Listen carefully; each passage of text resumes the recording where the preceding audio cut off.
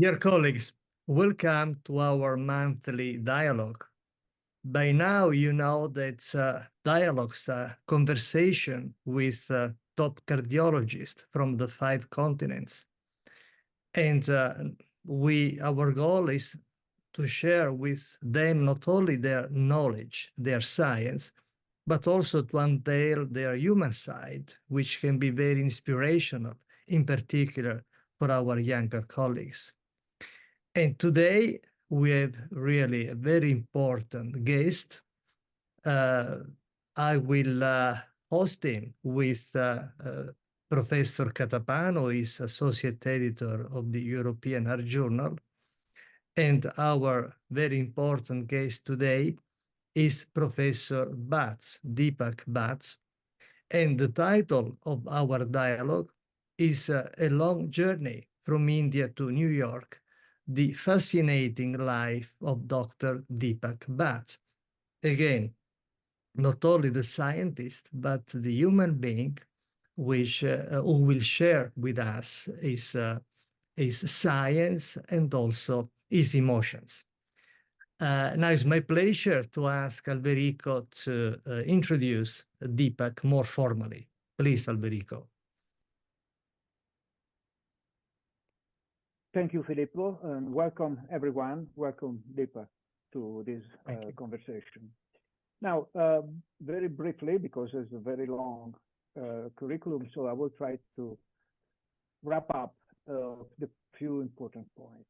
First of all, Professor Deepak Bhatt is the director of the Mount Sinai Fuster Heart Hospital and the Dr. Valentin Fuster Professor of Cardiovascular Medicine at the Icahn School of Medicine at Mount Sinai in New York City. As a young fellow, he graduated as a valedictorian from Boston Latin School and obtained his science degree as a National Merit Scholar at MIT, his MD for Cornell in New York, and MPH from Harvard, and an executive MBA from Oxford. He was trained in internal medicine at the University of Pennsylvania and in cardiology at the Cleveland Clinic. As the Chief Interventional Fellow at the Cleveland Clinic, he spent many years as interventional cardiologist and associate professor of medicine, director of the Interventional Cardiology Fellowship. Then he has served as a chief of cardiology at VA Boston Healthcare System and subsequently as executive director of International Cardiovascular Program at the Brigham and the Women Hospital. He was a senior investigator in the very well-known TIMI study group and editor-in-chief of the Harvard Heart Letter. And he became a full professor of medicine at Harvard Medical School in 2012. He was selected by the Brigham and Women Hospital as the 2014 Eugene Browell Scholar. And he received a Research Mentor Award from Brigham and Women Hospital in the Department of Medicine in 2016, the Eugene Browell Teaching Award of Excellence in the Teaching Clinical Cardiology of the same hospital. He has also received the ACC Distinguished Mentor Award in 2018, the EHJ Distinguished Scientist Award in 2019, and NLA Honorary Lifetime Membership Award in 2021, and SCAI's Master Designation 2022. Dr. Bhatt authored a number of papers. I just wish to remind you his involvement as a PI in a number of very important clinical trials like Charisma, Crescendo, Cogent, Reduce It, Soloist, Score, and Intriguing, and a co-PI in many others, including Champion Trials, Stampede, Savor Time, Team 53, Simplicity, etc. He was also the inaugural chair at the EHJ Quality Oversight Committee and served as trustee of the American College of Cardiology and serves currently in the board of directors of the American Heart Association, New York City chapter. I'm very pleased, therefore, to introduce you to Dr. Bhatt, Professor Bhatt, and let's start with a very brief discussion. And the first question I would like to pose you, Deepak, is, as a cardiologist, has cardiology been your first love in your professional academic life, or you had some other interest and then you moved in to cardiology? Well, first of all, thank you for having me here at EHJ Dialogues, and thanks to both of you for interviewing me today. As far as your question, has cardiology always been my academic love? I certainly have always loved cardiology in every aspect of it. But in terms of what I initially thought I was going to do professionally, actually, I thought I might be a cancer researcher. That seemed like something that I thought would be a good thing to do. I mean, I was young and idealistic and thought, why not cure cancer? So that's initially what I thought I might do. But it was interesting. I had a meeting with my science advisor at the time, Robert Weinberg. For those of you who don't recognize that name, he discovered the first oncogene. So really a giant in the field of basic research, including as it pertains to cancer. And, we were just talking about things, and I just asked him, what are your sort of thoughts in life and goals and aspirations and that sort of thing. Kind of, I thought, an easy, as we say in the USA, a softball question. And his answer was very honest. And he said, I do what I do because of the beauty and elegance of science. I remember him saying it even now, and he just loved science. And that's a nice answer, but I guess I was expecting him to say that, he was doing it so that he could cure cancer. That was the whole purpose. But in fact, he said, even if it doesn't end up that the work he's doing is directly impacting human health, he's okay with that because he wants to understand fundamental aspects of the world, of nature. And I think that's how, many hardcore successful scientists may feel. But I realized that's not how I felt. That is, I didn't feel that I could spend decades in a lab doing research, and if at the end of it, it didn't produce a useful human therapeutic, I would have felt like I had wasted my professional life. So rightly or wrongly, that ended up helping me pivot from more basic research to clinical research. And also a variety of subsequent life experiences really made me hone in on cardiology. Mm-hmm. And if you think back, what was really the trigger taking you to go to clinical research in cardiology instead, for instance, in cancer? Because you could have done research in cancer, right? In clinical Well, I research. think cancer research is fascinating. I still do, and am involved in some indirect ways, still in that field from a research perspective. But I guess clinically, I thought cardiology was just the most exciting of all fields. Looking at the distinguished people on the audience panel here, probably no one's going to disagree. It looks like almost everyone's a cardiologist here. But to me, just the ability to take science, but use it in a way that helps patients today was unmatched in cardiology when I decided to go into it. I mean, I loved everything about it. I loved the anatomy. I loved the physiology. Just every aspect of it, I thought was fascinating. But perhaps most importantly, the ability to take what knowledge we had at that time when I made that decision, which of course the knowledge base has grown, 1,000-fold since then. But to take that knowledge that we have and use it to help patients, for me as a cardiologist, but also as an interventionalist, a patient comes in with STEMI. There are few things as gratifying in professional life as, literally saving someone's life by opening up an artery. But having said that, I mean, really every aspect of cardiology I find gratifying. I gave an example of an acute situation, someone coming in with a myocardial infarction, but as well on the preventive side, and I'm not just saying that because you asked the question, Alberico, but on the preventive side, I think the impact we can have on people is tremendous, and it's the impact we can have today, making their lives better and longer. So in other fields, sure, there are advances that are occurring, but in cardiology, the ability to do that, to actually help people in concrete ways where you can see the actual fruit of that labor, there's no other field in medicine like that. Maybe I'd say there's no other field in human endeavor that's quite like that. I think cardiology is just an amazing field. Let's go back to a more personal touch, going back to the beginning of your career again. Some of your initial studies were published with Eric Topol, a giant in medicine. How did you meet with him initially, and what was your relationship there? Well, it was at Cleveland Clinic, and it was a remarkable time at Cleveland Clinic. There were all sorts of clinical trials going on. That was back when Cleveland Clinic and Duke used to do a bunch of trials together, large cardiovascular outcome trials at a time when that wasn't the norm. So it was really an incredible time, and he really helped usher in that era of big trials in collaboration with folks like Rob Califf, and it was just an incredible and educational experience to be part of that. Really, I think in terms of clinical trials and setting me on a path where I really maintained an interest in clinical trials, that was just an exceptional experience there at Cleveland Clinic with him and many other talented folks, I should say. Okay, then let's move now to the evolution in the field, which we all have witnessed these recent years in epidemiology and prevention of cardiovascular disease. If you were to go back in an historic perspective, what are the main steps in this area in the prevention of cardiovascular disease that you can name it? Oh, I've got to be cautious here. There are a lot of experts in prevention in the audience, and many that have contributed to it. So have to be really careful. But obviously, LDL cholesterol lowering has become absolutely central to prevention. It's hard, not to cite that. But I do remember, when I was even in medical school, all the controversy about LDL lowering and does it help women? Does it help older patients?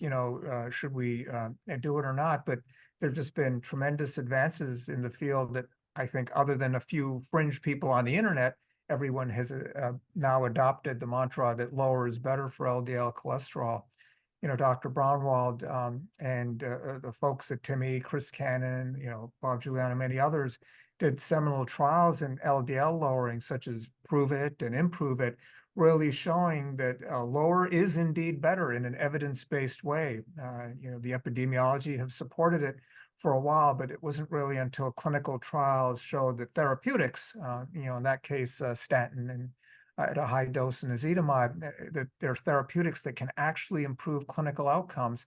That really revolutionized the field. And now, of course, with PCSK9 inhibitors and even perhaps gene editing, we'll see where that goes. The potential for really intense, durable LDL lowering has revolutionized the field. And there are a number of trials that are ongoing, looking at even lower levels of LDL and even lower risk populations, trials in the secondary prevention universe, trials in the primary prevention universe. I'm actually leading one, Victorian 1P, where we're looking at inclisiran in patients that are in the primary prevention universe, relatively low risk compared with many of the populations in whom intense LDL lowering with PCSK9 inhibitors have been studied to date, to see if, even in patients that are relatively lower risk, we should go extremely low with potent LDL lowering therapy. And if the answer is yes, then that will change much of how we view primary prevention. If the answer is no, that's useful as well. It means in certain lower risk patients, maybe we don't need to go nuts about their LDL, and maybe statins are good enough.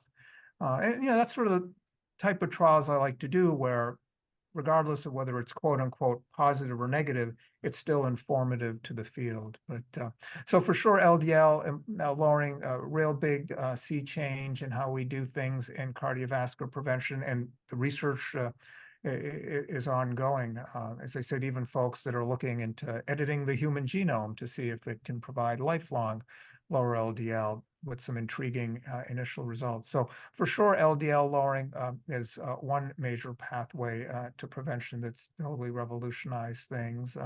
Another really important contribution, we start off talking a little bit about basic science and how that can inform clinical medicine, is the work Peter Libby's done that put inflammation on the map. I mean, there was a time that was just believed to be just an outlandish concept. Why would inflammation have anything to do with myocardial infarction or plaque rupture or anything as far as cardiovascular medicine goes? But now it's a proven part of the pathway to disease states like acute coronary syndromes, with therapeutics that are both available and several therapeutics that are being investigated.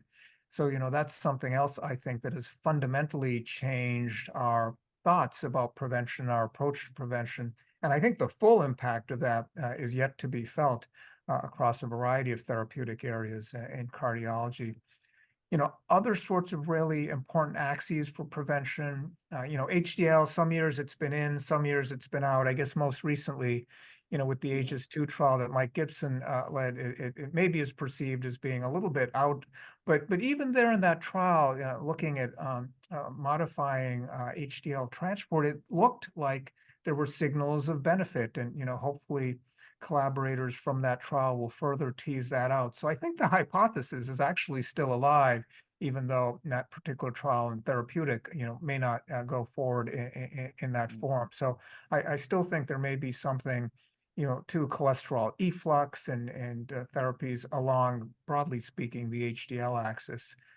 Triglycerides, that's again been like HDL. Some years it's in, some years it's out, but pretty clear that triglyceride-rich lipoproteins are on the causal pathway to atherosclerosis. In fact, EHJ had a very nice editorial with a seesaw that Dr. Libby had drawn, showing that about, some years these different risk factors are in, some years they're out. But I think the weight of evidence now really does show that triglyceride-rich lipoproteins are on the causal pathway. Exactly how to modify them to reduce cardiovascular risk, much more controversial. I think in Reduce It, we did show that a highly purified omega-3 fatty acid, eicosapentaenoic acid, or EPA, does lower cardiovascular risk, and a number of other trials and imaging studies have corroborated that. But it's not true of omega-3 fatty acid preparations as a whole. It's not true of fibrates in the contemporary era. But there are other trials going on with more novel agents, seeing if profound reduction of triglyceride-rich lipoproteins also lowers cardiovascular risk. There's also trials of triglyceride-lowering compounds looking at things like MASH, that is liver fat, liver endpoints, which I think is really interesting. I think as cardiologists moved into the world of diabetes, trials like SAVOR-TIMI 53 that Dr. Braunwald chaired started that era of cardiologists getting into the diabetes space to see if we can improve cardiovascular outcomes. I predict the same thing is going to happen with liver, where cardiologists are going to start moving into that field, helping gastroenterologists and hepatologists target not only liver fat and liver disease, but also the associated cardiometabolic risk. I was fortunate to be involved with an FGF21 analog, pegozafermin. The data were published relatively recently in Nature Medicine, where we showed in a phase 2 trial that compound lowered triglycerides by about 50%. We'll see if that ultimately translates into any cardiovascular benefit. But in MRI of the livers of those patients who weren't necessarily known to have any liver disease a priori, we saw dramatic reductions in hepatic fat. First of all, we found that there was a lot of hepatic fat in those patients, which hadn't previously been suspected, but really dramatic reduction over the course of just several weeks in liver fat. So those are some of the areas I think in prevention, that are really interesting. But, I could keep going on, and indeed there are people in the audience, I'm sure, that could add to that. Yeah, I think it is important to, Peter just posted a message to pay a tribute to the past Professor Masari, who has worked with Filippo and Giovanna Luzzi in looking into inflammation. And I think this is something that is worth it to remind here in this endeavor, because Attilio was really one of the people looking out of the box, always, by definition. That was Attilio, and I think that's a very important point. Yeah, no, I agree with you. Also giants in the field that contributed greatly to that. But, it's always tough, I think, introducing a new concept and introducing inflammation into the cardiovascular world. I think will be one of those things that when people look back through the lens of history, will be viewed as just as important as LDL cholesterol. Yeah. Now, before I leave the word to Filippo, one last question. The other side of the coin. You have a very successful story to tell us about your career and all the work you have done. But always in science, we know by experience there are difficulties, disappointments, and moments where you are ready to give up. It is true also for your successful story that happened sometime? Oh, sure. I mean, I think, that's life. There's ups and there's downs. And, you can't ever get too excited about the ups or too disappointed about the downs. I mean, that's just part of human existence and staying alive on this planet. There are good times and there are bad times. And, it's just important to always remember that eventually bad times end. Sure. I mean, I've had challenges in my life. I can, start with professional and then move on to personal. I mean, professional in the trial space, certainly, I think I work with a lot of different folks. I work with industry in the drug world, the device world, with NIH, with the VA, the EHJ, the ACC, lots of different folks or organizations, I should say, I collaborate with on research. But I also do work with a number of small companies. Have through the years. I've always liked the innovation that occurs in that setting. But one risk when you work with a small company is you might go bankrupt. And I've actually had that happen a number of times. I guess the first time it happened, it was really very jarring. It was actually with the Cogent trial that I chaired. That was a trial looking at whether proton pump inhibitors given prophylactically for patients without a known history of GI problems would reduce clinical GI bleeding that had never been studied or shown before in a clinical trial. Proton pump inhibitors had been shown to reduce endoscopic ulceration, a surrogate endpoint, and proton pump inhibitors had been shown to reduce recurrent clinical GI bleeding in people that already had upper GI bleeding, but they'd never been studied or never been shown to reduce clinical GI bleeding when given prophylactically. So in the Cogent trial, we studied that in patients on dual antiplatelet therapy. We also, in that era, were interested about whether there was any sort of interaction between proton pump inhibitors and clopidogrel, which we couldn't find. But the study ended prematurely. It was during the global financial meltdown in 2008, if I remember right, where an investor in the company defaulted on a $20 million loan. And then, the company CEO, who was a great guy, an MD, PhD, former neurosurgeon, said, hey, we don't have any more money to do the trial. We have to stop. And that was really tough. I mean, it was right around the holidays and, had to get the word out to investigators to close down the trial, to try to do it in an orderly way that, preserves the patient's contributions to the trial, assures their safety, and, to try to get the investigators to do it for free because there was more money. So, it was really a tough situation to be in.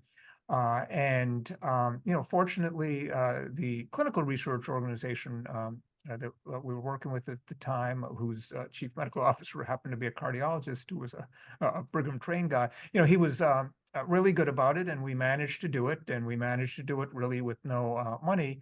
And ultimately published the work in New England Journal, showed for the first time that PPIs given prophylactically in that setting do reduce clinical GI bleeding, did find an interaction, had enough power to show a significant reduction in GI bleeding. But you can imagine how stressful that is when not just someone, myself personally, but a whole steering committee, a whole bunch of investigators, a whole bunch of patients have contributed time, energy, sweat to a trial, and then potentially it's just going to stop, and then there's nothing to show for it. So, there was, so that was sort of stressful. And, subsequently, I've had that happen a couple other times where, companies ran out of funding. But in all cases, we did manage to salvage the data. But that is a very stressful thing from a professional perspective. I guess from a personal perspective, for me, it all started in terms of my interest in medicine when I was, I think, around 7 or 8 or so, where I was having a bad stomach ache, and my parents took me into the emergency room. For any of you that are longtime Bostonians, it was Kennedy Children's Hospital, which no longer exists, but that's where they took me during a blizzard. Not the blizzard of '78; it was a blizzard before that, but pretty bad blizzard. The intern in the emergency room said, "Oh, it's just a stomach flu. Get him out of here. He's just a complainer." But, my mother knew I wasn't a complainer. I never complained. And she knew if I'm saying I have a stomach ache, it's something serious. So, she took me back again in a few days, and I was delirious. And they actually, logged a temperature of 107, 108, which may sound implausible, but that's what it was. So, I clearly must have been septic. I was surely delirious. I had a ruptured appendix. So it's the middle of a blizzard, and the surgeon drives in from Newton, Mass. I remember where the surgeon was from. and saved my life. And, you know, it was incredible. I mean, he literally drove in and you know, saved my life. And I remember him still, you know, literally carrying me out of the OR in his arms to the recovery area. It was just incredible. And even though some people might have been turned off by that whole experience, because in fact, you know, the intern did miss things, you know, didn't check a white count. As my mother even pointed out, she'd been a high school science teacher, and she said, shouldn't you check a, you know, white blood cell count or something? But, you know, it was just discharged without any blood work. So, you know, it actually was really bad medical care. The intern wasn't being supervised, you know, by an attending. So there were a lot of things that were bad. So a lot of people might have been turned off, but you know, I actually wasn't turned off. I thought, hey, this is amazing. You know, these doctors and nurses are incredible. You know, I enjoyed interacting with the other kids that were patients. And so to me, I thought, this is what an incredible thing. You know, my life has been saved by these remarkable people.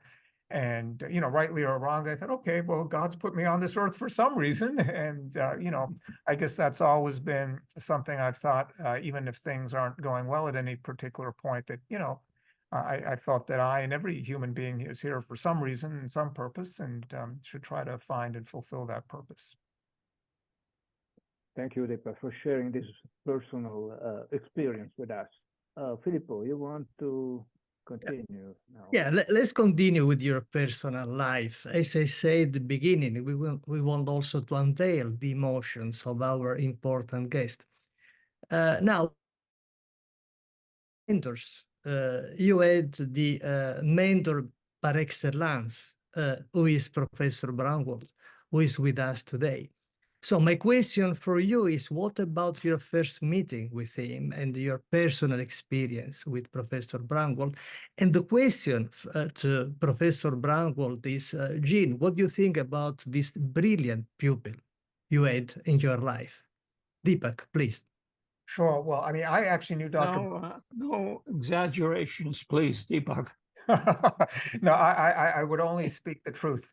You know, I actually knew Dr. Brownwald really well, even before I was recruited by him and Dr. Libby to the Brigham. So I actually knew him really well, just from research world and research trials and working on things together. But actually getting to work with him closely at Brigham and Women's Hospital, the TIMI study group, just an amazing experience. I mean, you know, you were asking me before about clinical trials. You couldn't have a better apprenticeship than literally getting to work with Dr. Brownwald every day. And I've got to say, beyond just the clinical trials part that he taught me an immense amount about, there was a lot of other things that I learned from him. You know, I learned about mentorship and how to be a good mentor, how to be a generous mentor. I learned about leadership in a variety of contexts, how there can be challenges to leadership, but how to do it effectively, how to do it well, and how to really thrive in academic life. So, you know, these were lessons that I carry with me still. And, you know, he's trained countless other folks. I remember going to this gala function. It was soon after I'd arrived in Boston. It was at some fancy hotel in downtown Boston. I'm forgetting which one, in his honor. And it was a who's who of medicine. And I'm not saying it's a who's who of cardiology. It was a who's who of medicine. There were all these prominent pathologists and OB-GYN doctors, obviously cardiologists, multiple different folks from internal medicine specialties from around the country, around the world. And it was just, you know, humbling to think that I was in a room of people, and one of the folks that was blessed to have been trained by Dr. Brownwald. And, you know, another thing I learned from is the importance of recruiting and retaining talent. I mean, you know, he brought on his first fellow, Dr. Libby, you know, ultimately to head up cardiology at Brigham and Women's. And I was lucky, you know, to be in that section of cardiology, what I really think of as a golden era, at least in my career in cardiovascular medicine. It was really scientifically productive, I think really moving the field forward on a national and international basis, and a lot of fun. because, you know, in the midst of it, it's got to be fun. And I guess the final thing I'll just say to answer your question with respect to Dr. Braunwald, I think you know this, Filippo, and perhaps Alberico, you know this, but Dr. Braunwald has an incredible sense of humor. And I think that's important in life, you know, because work is great, science is terrific, but if you're not actually having fun while you're doing it, then why are you doing it? You know, we only have a finite amount of time on this earth, and if you're not enjoying what you're doing and enjoying the people you're with, then it's time to, you know, switch things up. And I was always really amazed and entertained by his sense of humor. And it was just something that maybe not everybody knows about him, but he's got a great sense of humor. Gene, comments on your brilliant pupil? Well, I don't know how to rebut all of this, but I've been very lucky in my professional life, and it continues. I've been lucky to have been in the right place at the right time with the right people. And this began when I was a student in New York, which was in 1950. The New York University, I believe, was the first medical school that gave students a 3-month elective. And because it was held, every moment of the 4 years was quite rigidly held, but the school made a commitment, and I ended up in cath lab at Bellevue Hospital. Now, catheterization at that time was a research technique. It was not a diagnostic technique.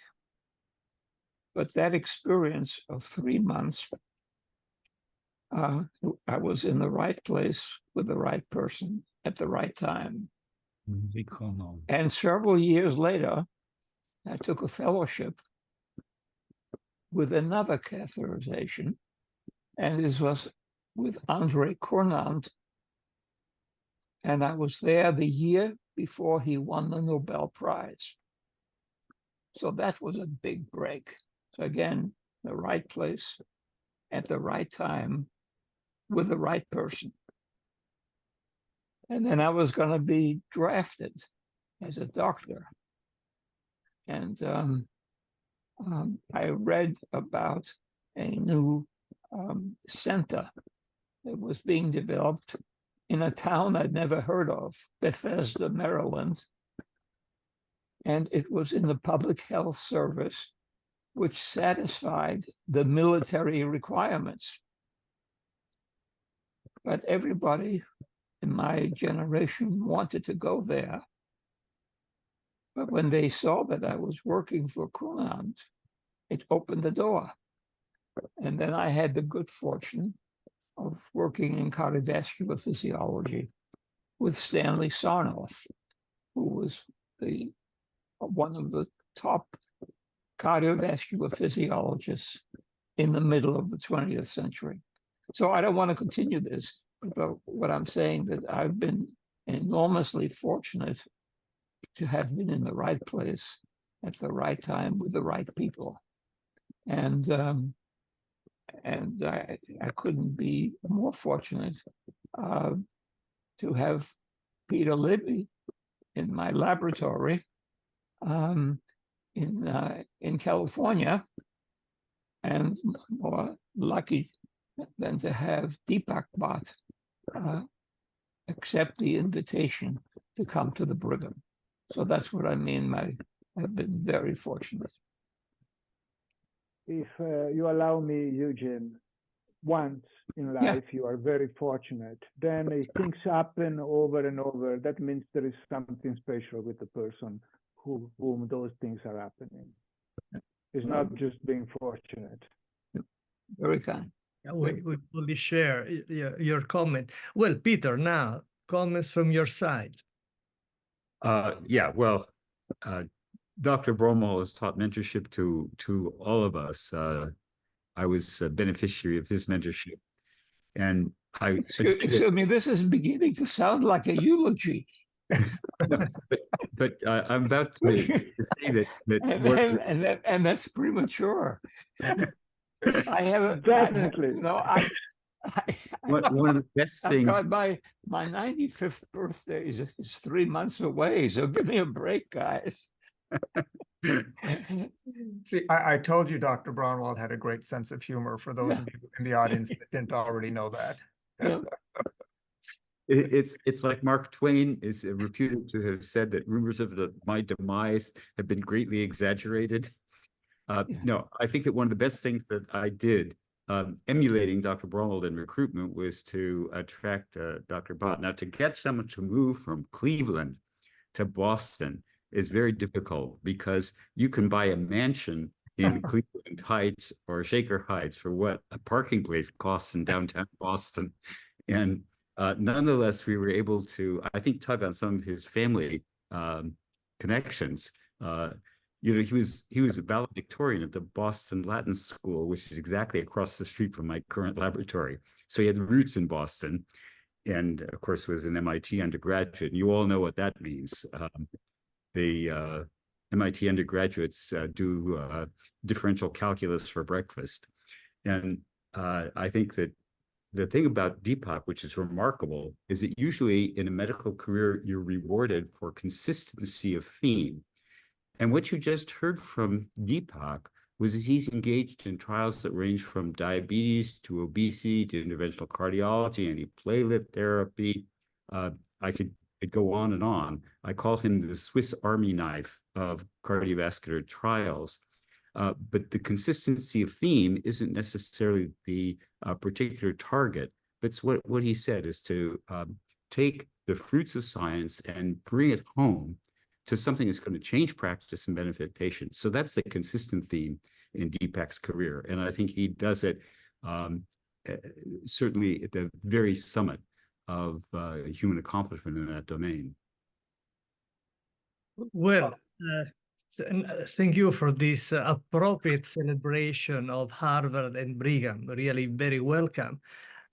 Before coming back to Deepak, Professor Braunwald, I humbly remind you your next contribution to the Braunwald Corner, hopefully before your next birthday.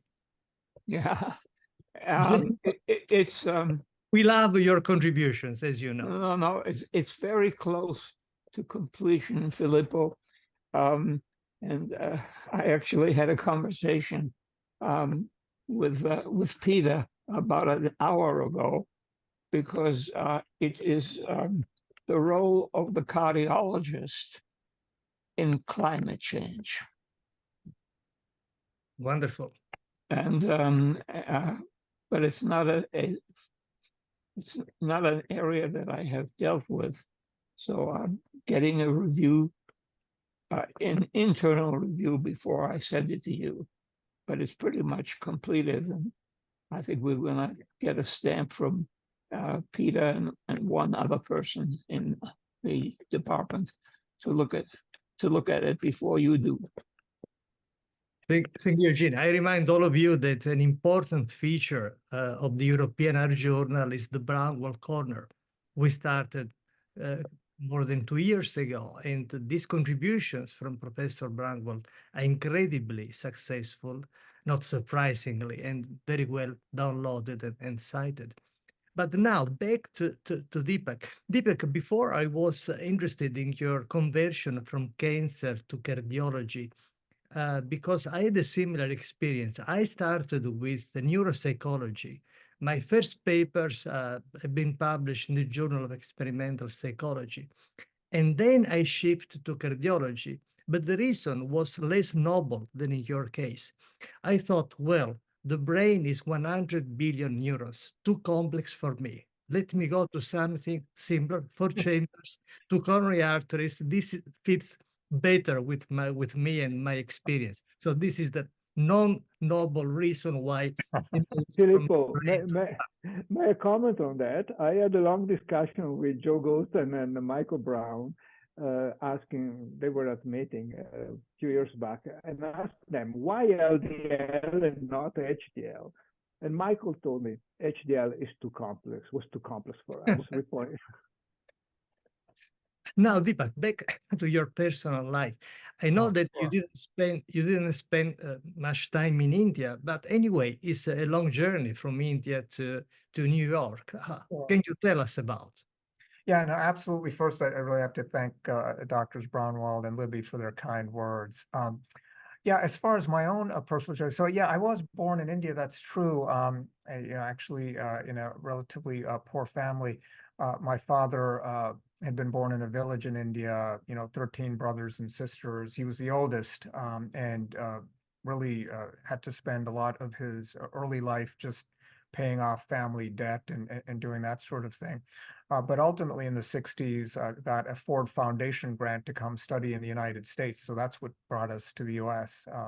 Again, I was a baby at the time, and he got his PhD in linguistics from the University of Wisconsin-Madison. So, he was a traditional sort of academic. And, once he got his PhD, we sort of followed him around wherever his academic career led.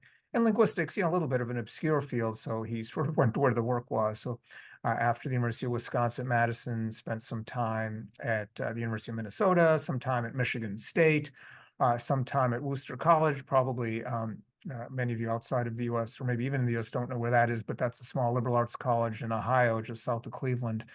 And then he ended up at Boston University on the faculty there, and that's what initially moved my family and me to Boston, and that's where I spent many years, and I guess for that reason, would consider that home. But then, spent time in Boston, but then spent time in New York at medical school at Cornell, and as you mentioned, Alberico in your intro, time at the University of Pennsylvania. But ultimately ended up at Cleveland Clinic, spent about 14 years there, and then to the Brigham and Women's Hospital family, initially as chief of cardiology at the VA Boston healthcare system, but altogether spent about 15 years with the Brigham family. And then about 18 months ago, moved to Mount Sinai to be director of the Mount Sinai Fuster Heart Hospital. So in a nutshell, that's how I ended up from India, now here in New York City. And I'm sure you have big plans for Mount Sinai. Can you share with us?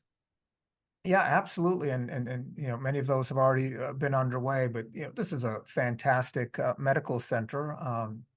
Interesting, Dr. Braunwald had spent some time here in cardiology at an earlier stage in his career and training. And a lot of great folks have passed through here through the years. Actually, the dean of Harvard Medical School, when I became a full professor there, Dr. Jeff Flyer, was a graduate of Mount Sinai. He was in the initial class here of Mount Sinai Medical School. So a lot of famous alums, in particular in the cardiology world. Gorlin, of course, had been chief here many years ago. Everyone, I'm sure, on this call, this video panel is familiar with Dr. Gorlin and his formula and other contributions. So really, Mount Sinai has had a historic place in cardiovascular medicine. Of course, Dr. Fuster and what he's done, not only at Mount Sinai, but his impact in the world of cardiovascular medicine has been enormous. Actually, he just won the World Heart Federation Lifetime Achievement Award last weekend, as it turns out. Probably every week he's winning an award or two. He's heading back to Europe, I think, this coming weekend for another award. I think it might be the European Society of Clinical Investigation. But yeah, it's just amazing the contributions that he has made and continues to make. Most recently, for example, the poly pill is published in New England Journal of Medicine, showing a reduction in cardiovascular mortality in patients post-MI. In fact, last October, in honor of all these contributions, we renamed our cardiovascular department institute as the Mount Sinai Fuster Heart Hospital. So now we're a heart hospital named in honor of Dr. Fuster. And in terms of things that I'm trying to accomplish, hoping to accomplish, is to certainly build upon the clinical excellence here, just in terms of volume and complexity of patient care, procedural care here It really is one of the top centers in the country and the world, and I'm trying to expand our footprint in particular areas like pulmonary hypertension, and also trying to ramp up what we're doing in cardiovascular genetics, trying to ramp up what we're doing in artificial intelligence and how that might relate to cardiovascular medicine. Actually, just this morning, the reason I was a little late for that pre-session before our recording is I was over at Mount Sinai West, which is one of the hospitals within the Mount Sinai system, and within Mount Sinai Fuster Heart Hospital. Jeff Bander's head of cardiology there, but he set up a meeting with some folks that are doing work with quantum sensors and AI to help detect acute coronary syndromes. And, we had the CEO from that company there, and actually a bunch of really interesting and incredible folks. Toby Cosgrove, former CEO of Cleveland Clinic, was there at that meeting, renowned cardiac surgeon, and had been my boss for a number of years when he was CEO at Cleveland Clinic while I was there. So really, Oz Mehmet was there as well, the inventor of the MitraClip. So a pretty remarkable meeting. But at any rate, really trying to enhance what we do at AI, partnering with a number of different academics and industry to research AI and how it may pertain to cardiovascular care, but also to use AI to, in fact, improve cardiovascular care today. So those are some examples of initiatives underway, but there's a lot going on. There's a lot of talent here in the faculty, and what Dr. Fuster had built here truly remarkable. I'm just trying to further build upon that greatness. Alberico, back to science now, please.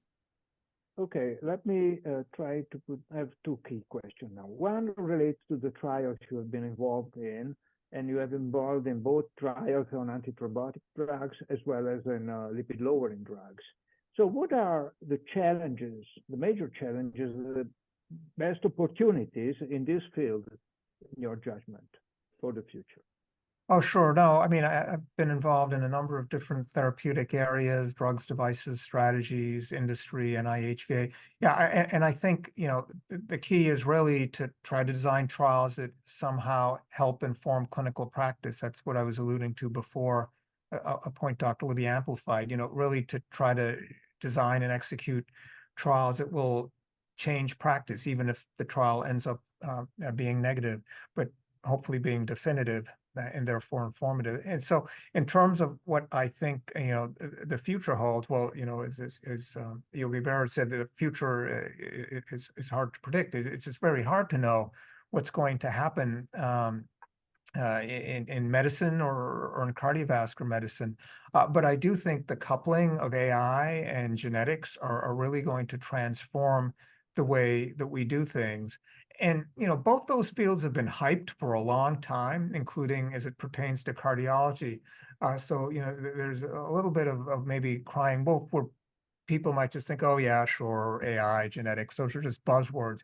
I think, though, we're actually at a time in life, in humanity, where we really are going to see changes that affect medicine, that affect cardiovascular medicine, that affect common cardiovascular conditions. Of course, for monogenic diseases, there's been a role for genetics, including cardiovascular genetics, for a while. But I'm talking about, polygenic diseases, where I think knowledge of people's genotypes and therapeutics that are titrated or gauged toward their genotypes, that's going to be ready for prime time soon. For AI, what's going on, it's truly remarkable. The company I was talking to this morning, for example, is talking about drug design using AI and really doing it at a quantum level. That is right. I mean, historically, drugs have been made with, synthetic chemists. You talk to them, say, hey, what do you think? This seems like a good receptor. Can you design something that you think will fit and antagonize it? That's synthetic chemists. And more recently, companies, academia have moved towards using AI to inform drug development. So instead of a human synthetic chemist saying, let's change this molecule and see how it fits, having AI do it much more rapidly. So that's happening now. That's not in the future. That's not science fiction. And what they were telling me about this morning was actually not just trying to design molecules the way that's being done now, but really from the electron up on a quantum level. So, you know, these sorts of changes, it's impossible to predict what impact they'll have on cardiovascular medicine. But for any trainees or people that are potentially interested in cardiology that might be listening to this or the subsequent Twitter feeds or podcasts or all the different places EHJ will put this, I would say there's never a better time than now to be in medicine, to be in science, and to be in cardiology, because what's coming next, we can't even predict, but I think will be informed by advances in particular in those two areas. And I think, you know, what's going on globally, we need to do a much better job with prevention as much more of the world becomes urbanized, becomes industrialized. We've really got to see what can we do to try to prevent cardiovascular disease from becoming an even greater epidemic. You know, Dr. Braunwald alluded to climate change and pollution. I mean, the impact that this is having on cardiovascular health is enormous. I'm sure that everyone here saw that recent New England Journal of Medicine article where they found plastic in carotid artery specimens. And some of that relationship with MI and stroke, sure, it could have been confounding. Maybe the people with plastic are living in neighborhoods where there are other sort of confounders or low socioeconomic status. Yeah, I get it. There's some epidemiologic confounders and concerns. But nonetheless, just the observation that plastic is ending up in our body, I mean, that made me nervous, you know? So I think there's a lot more we need to learn about how the environment is affecting us and how we can stop affecting the environment in a bad way. I mean, what's going on right now, you know, in the weather globally, it's hard to think that that's just some cyclic pattern, you know, that's been going on around millennia. Of course, there are fluctuations in climate, but some of what's been going on, it's hard to say that it's anything other than related to things that humans have done to the planet. So strongly agree with you on that, Deepak. I mean, there have been fluctuations, but we have put the accelerator on that, definitely. Yeah. Now, another question to you that still has to do with clinical trial, but more on the other side, on the ethics side. These trials are huge. They require a huge amount of money to be carried over, and often they are supported by companies. What has been your experience in the access and availability and your freedom as a scientist to use the data coming out of those trials? Oh, sure. It's a great question. And I think sometimes people who don't actually work with industry have this view of that there are all these sorts of nefarious things going on. And certainly in every field, there's always the potential for bad apples. This is no exception. But I've got to say, at least in my own interactions with industry, first of all, I would always insist on access to the data. But beyond that point, I found them to be highly ethical. And you know, most folks that are working for companies are physicians and scientists, at least the ones that I would liaise with from a clinical trial perspective. So, you know, there are folks that took a Hippocratic oath that, you know, want to help patients. I mean, obviously, if it's a for-profit company, there is a desire to make a profit, but you know, is that so different from a hospital? I mean, even if a hospital is a not-for-profit in the US, at least there's a distinction in terms of taxation and so forth, where it's a for-profit or not for-profit. Academic places tend to be not-for-profit hospitals.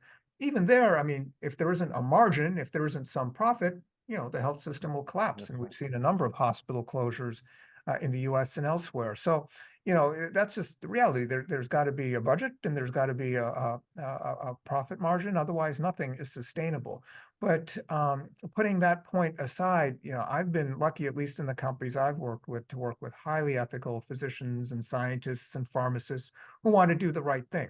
Now, does industry influence anything in that? Well, yeah, I think, you know, if there's a company, the question they're going to ask isn't going to be, you know, how can we reduce climate change and its impact on cardiovascular disease? You know, that's going to be funded by governmental sources or not-for-profit sources. A question a company will ask is my stent better than that stent? Or is my drug better than that drug or placebo? So the questions that are asked are a bit constrained by who's paying for it. So that is true industry influence. There are other questions that won't get asked unless we find other sources of funding, not-for-profit funding. But of the questions they're asking, I mean, I think as long as it's a stent or device or drug that's worth studying that has the potential to help human health, then great. That's terrific that they're funding that study because that study otherwise won't get done. And especially in cardiology, we have to be honest about things. A lot of the trials that have advanced drug and device therapy have been industry funded. The majority have been industry funded. And again, that doesn't mean there don't need to be careful firewalls put in place, careful supervision, careful disclosures, that sort of thing. But with appropriate guardrails in place, I think collaboration between academia and industry is important. And I think, if anything, we need to increase those sorts of interactions, again, with appropriate guardrails and supervision. Yeah, I agree that this interaction is extremely important, as frequently highlighted by Professor Braunwald in his lectures. But in the audience, thinking of speaking of drugs, in the audience, I see a great clinical pharmacologist, Carlo Patrono. Carlo, what about antithrombotic treatment, challenges and opportunity? I'd like to have your view and the view, of course, of Deepak Bhatt, our guest. What are your perspectives in this regard? Well, first of all, congratulations to Deepak for his superb career and most recent appointment at Mount Sinai.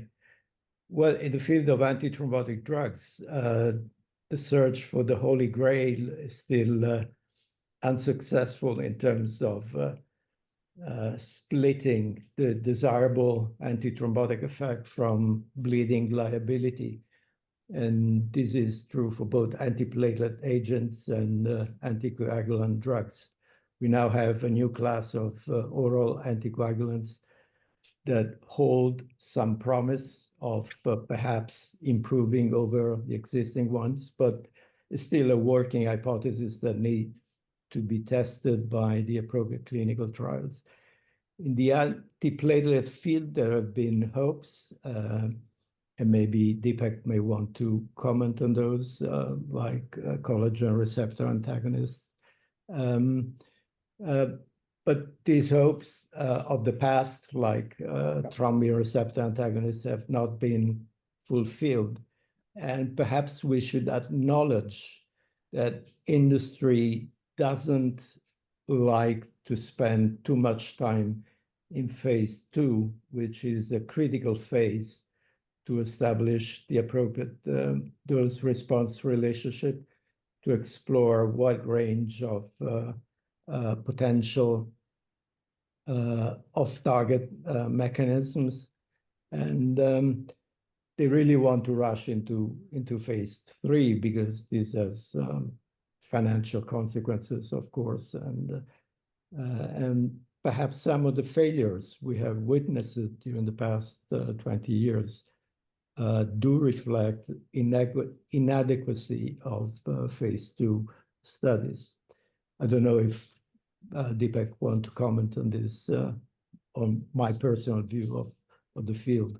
Oh, I agree 100% with all those insights. I mean, in particular, there's often a rush into phase 3, and I understand because there are patent considerations and financial considerations that inform some of those decisions. That's just real life. But I've never ever thought that benefits were gained by rushing through the phase 2 development. That only leads to potentially compounds that maybe would have been successful, but just are under or overdosed.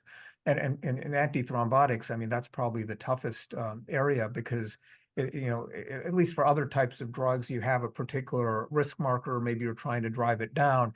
But with antithrombotics, there's always the bleeding hazard. There's just no getting around it. As Dr. Braunwald was fond of saying many times at the TIMI meetings, there's no free lunch. When it comes to antithrombotics, at least to date, no one has yet uncoupled the ability to reduce thrombotic and ischemic outcomes from the bleeding. And with agents in the past, there's been phase 2 data where people will say, oh yeah, we've finally done it, but then the phase 3 happens and there's always, some bleeding. So we'll see with all the different agents that are being tested, the ones that are being developed, what happens. But what I find really fascinating is that, every sort of major advance that's happened in the antithrombotic field, I thought, oh, okay, that's it. Probably no one's going to, do more investigation or invest more. And then there's a whole new set of antithrombotic drugs that come out for testing. So I don't think we're done yet in refining antithrombotic strategies. I think We're going to learn a lot from the basic scientist and hopefully really optimize that balance between reducing ischemic outcomes and increasing bleeding. So still a lot of work to be done. Thank you. Thank you, Deepak. It's been a fascinating hour. My last question, I ask all our guests, what about dialogues? How can we improve dialogues? What are your feelings about? Oh, sure. I think it's really hard to improve something that's working so great already. So I would be foolish to try to fix what ain't broken, as we say in the US. The dialogues are incredible. I've seen a number of them, and it's just, they're amazing. You do a great job, talking to folks from the cardiovascular world, getting their insights, hopefully inspiring young people to pursue careers in cardiology and medicine and in science. So I guess I just say keep doing what you're doing with the EHJ Dialogues, and even more broadly, keep doing what you're doing with EHJ. I mean, the journal is just doing incredible. The ESC should be really proud of such a flagship journal leading the academic front. So I really can't just give you advice where advice isn't needed. Other than congratulate you and your colleagues on just a spectacular job with EHJ Dialogues. You mentioned the Braunwald's Corner, another great innovation. Everything you and your executive editor team is doing. I know Dr. Libby's part of that team. Everything that you're doing, just keep it up. It's spectacular. Deepak, of course, I'm blushing. Thank you for your very, very kind words. It's really, thank you for this hour we spent together, these kind words. It's been a wonderful time, and with the celebration of Harvard and Brigham, I think it's been extremely appropriate. And I think that our young colleagues had really a source of inspiration in your words. So thank you very much. Thank you, Alberico, for hosting Deepak at the dialogue. Thank you, all of you, for your questions and your involvement. And let me just announce next dialogue, which will be on the 27th of June, will be a Thursday as usual, at 17 CET, and will be with Rory Collins. And will be, I'm sure, another fascinating dialogue. Is another giant of cardiovascular medicine. His contribution to epidemiology and trials has been outstanding. So again, we will share his science, and also we unveil his human side. Deepak, thank you very much again. Yes, thank you all. And thank you for those in the audience that I couldn't directly address, but it's great to see so many friends here. Thank you. Bye-bye, everyone. It's been a pleasure. All the best. Bye. Thank you again. Bye. Wonderful. We've just discontinued the live streaming, so you can speak semi-freely. We'll wait for everybody to sign off. And thank you, everybody who joined, for joining.